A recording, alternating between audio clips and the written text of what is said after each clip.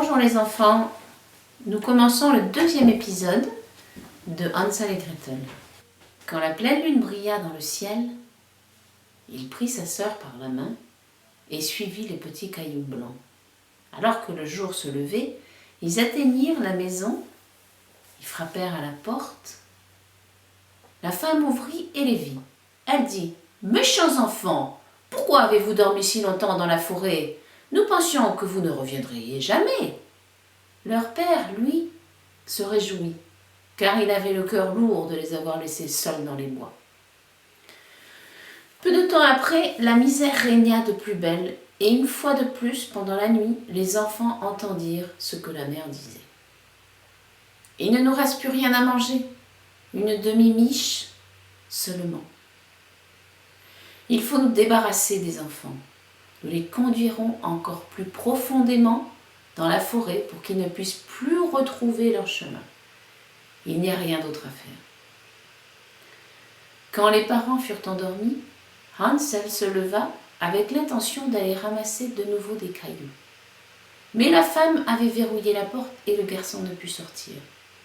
Il consola cependant sa petite sœur. « Ne pleure pas, Gretel, dors tranquille, le bon Dieu nous aidera. » Tôt le matin, la mère fit lever les enfants. Elle leur donna un morceau de pain, plus petit encore que l'autre fois. Parvenus dans la forêt, les parents laissèrent les enfants pour aller couper du bois. Le soir, Hansel et Gretel firent du feu, puis ils dormirent, et la soirée passa sans que personne ne revint auprès d'eux.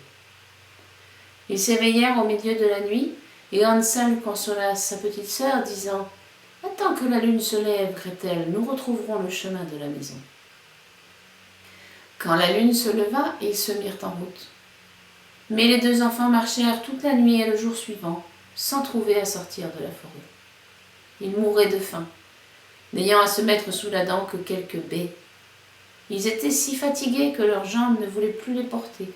Ils se couchèrent au pied d'un arbre et s'endormirent.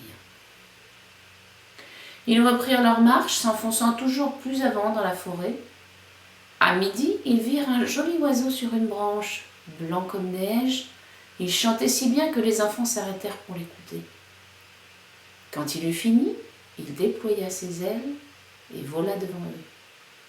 Ils le suivirent jusqu'à une petite maison sur le toit, de laquelle le bel oiseau se percha.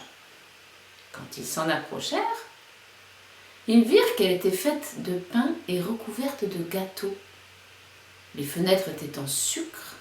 « Nous allons nous régaler, » dit Hansel, « et faire un repas béni de Dieu. Je vais manger un morceau de toit, il a l'air d'être bon. » Hansel grimpa sur le toit et en arracha une petite portion pour goûter. Gretel se mit à lécher les carreaux. Tout à coup, la porte s'ouvrit et une femme, vieille comme les pierres, s'appuyant sur une canne, sortit de la maison. Hansel et Gretel eurent si peur qu'ils laissèrent tomber tout ce qui leur tenait dans les mains. La vieille secoua la tête et dit : « Eh, chers enfants, qui vous a conduit ici ?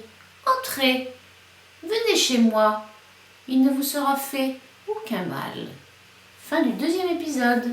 À demain les enfants.